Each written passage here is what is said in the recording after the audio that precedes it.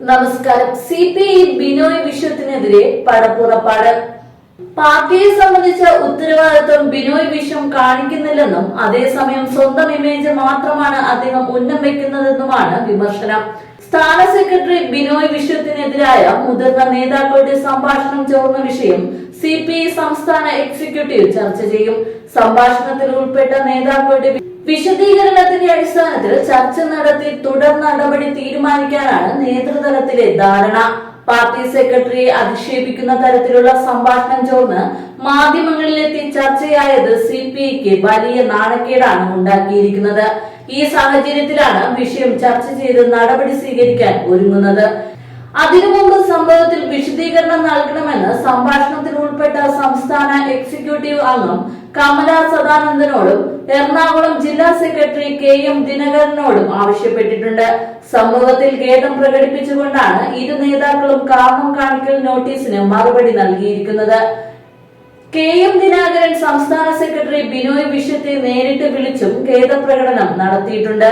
ഖേദപ്രകടനത്തിന് പിന്നാലെ ശനിയാഴ്ച എറണാകുളം മണ്ഡലം സമ്മേളനത്തിൽ ബിനോയ് വിശ്വവും KM ദിനകരനും ഒരുമിച്ച് പങ്കെടുക്കുകയും ചെയ്തു.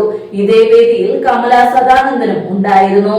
എന്നാൽ താൻ ആരോടും ഖേദപ്രകടനമൊന്നും നടത്തിയിട്ടില്ലെന്നാണ് മുതിർന്ന നേതാവായ കമല സദാനന്ദൻ പ്രതികരിച്ചത്.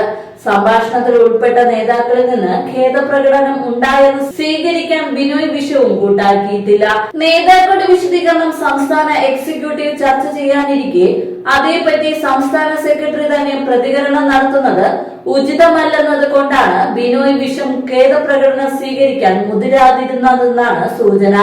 എറണാകുളം ജില്ലയിലെ CPIയിൽ നിലനിൽക്കുന്ന വിഭാഗീയതയാണ് നേതാക്കളുടെ സംഭാഷണം റെക്കോർഡ് ചെയ്യുന്നതിലേക്കും അത് മാധ്യമങ്ങൾക്ക് ചോർത്തി നൽകുന്നതിലേക്കും എത്തിയതെന്ന് വ്യക്തമാണ്.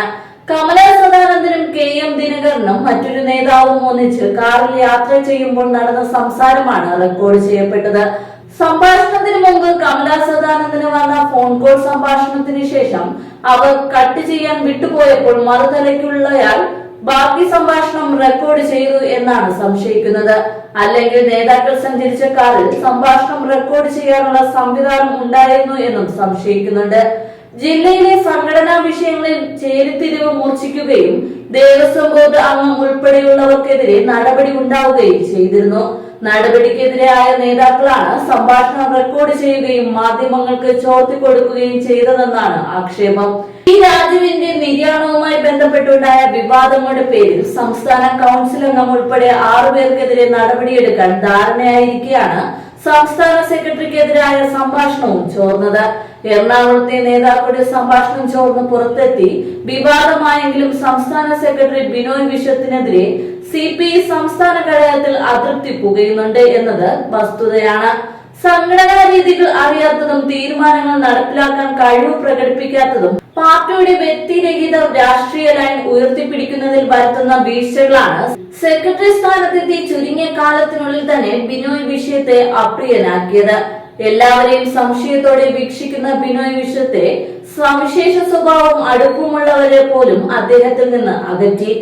പഴയ കാലം പക്ഷത്തിന്റെ പിന്തുണയിലാണ് സെക്രട്ടറി ആയതെങ്കിലും അന്ന് പിന്തുണച്ച നേതാക്കളിൽ നല്ലൊരു വിഭാഗവും ഇപ്പോൾ ബിനോയെ പിന്തുണയ്ക്കുന്നില്ല. സ്വന്തം പ്രതിച്ഛായയിൽ മാത്രമാണ് ബിനോയ് വിശ്വത്തിന്റെ ശ്രദ്ധയെന്ന് CPM നേതാക്കൾ ഉന്നയിക്കുന്ന പ്രധാന വിമർശനം. പാർട്ടി സെക്രട്ടറി എന്ന നിലയിൽ ഏറ്റെടുക്കേണ്ട ഉത്തരവാദിത്തങ്ങൾ നിർവഹിക്കാനും ബിനോയ് വിശ്വത്തിന് കഴിയുന്നില്ല എന്നാണ് നേതാക്കൾ ചൂണ്ടിക്കാണിക്കുന്നത്. സെപ്റ്റംബറിൽ ആലപ്പുഴയിൽ നടക്കുന്ന സംസ്ഥാന സമ്മേളനത്തിൽ ബിനോയ് വിശ്വത്തിന് ബദലായി സെക്രട്ടറി സ്ഥാനത്തേക്ക് മറ്റു പേരുകൾ ഉയരാനാണ് സാധ്യത.